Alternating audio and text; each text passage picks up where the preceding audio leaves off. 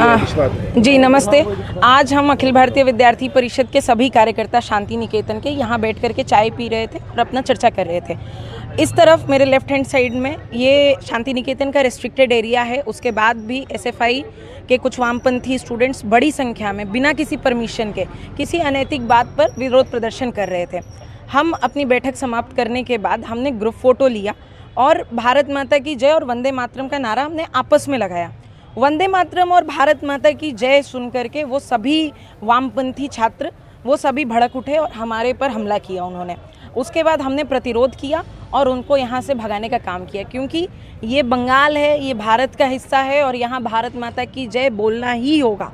और जिसको भी वंदे मातरम और भारत माता की जय से दिक्कत है उसको अखिल भारतीय विद्यार्थी परिषद का हर एक कार्यकर्ता यहाँ से भगाने का काम करेगा। आपका नाम? मेरा नाम पायल राय है, मैं राष्ट्रीय संयोजक हूँ अखिल भारतीय विद्यार्थी परिषद। 2019 সালে একটি ট্রান্সজেন্ডার বিল ছিল, যেটিতে ট্রান্সজেন্ডার মানুষ, ইন্টারসেক্স মানুষ, এই বিভিন্ন ধরনের মানুষকে নিয়ে একটি বিল পাস হয়, যেখানে মানুষদের জেন্ডার সম্পর্কিত বিভিন্ন তথ্য তুলে ধরা হয় এবং বলা হয় যে মানুষ তাদের নিজের জেন্ডার বা আইডেন্টিটিটা নিজেরা বলতে পারবে বা সেই বিষয়ে নিজেরা ওয়াকিবহাল থাকবে। কিন্তু পরবর্তীতে যখন 2026 সালে কালকেই বিলটা পাস হয়, যে ট্রান্সজেন্ডার অ্যামেন্ডমেন্ট বিল, সেখানে মানুষদের নিজেদের যে অধিকার, যে আমরা আমাদের পরিচয় ঠিক করব, সেই অধিকারটুকুও কেড়ে নেওয়া হয়।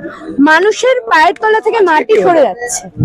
আজকে যেটা হয়েছে সেটা হলো, আমরা এসএফআই বিশ্বভারতী লোকাল কমিটির পক্ষ থেকে একটি প্রতিবাদ সভা আয়োজন করেছিলাম, একটি সেমিনারও ছিল তার মধ্যে।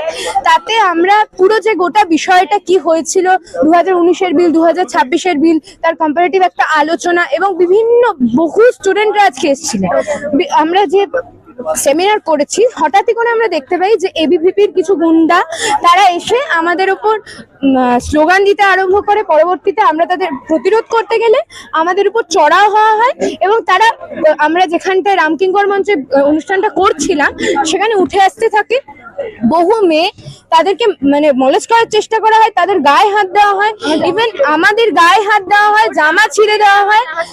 সেক্ষেত্রে এই প্রতিবাদটা কোন বর্বর পর্যায়ে নিয়ে যায় এরা আমাদের কাছে।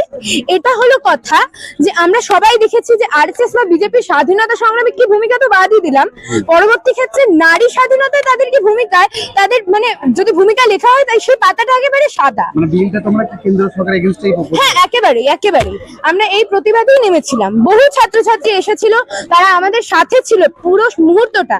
তাদেরকে অকথ্য গালিগালাজ করা হয়, তাদেরকে অত্যন্ত খারাপ খারাপ ভাষায় তীব্র আক্রমণ করা হয়। আমরা এর তীব্র প্রতিবাদ জানাচ্ছি।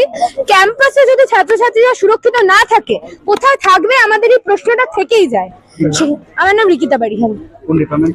Geography department.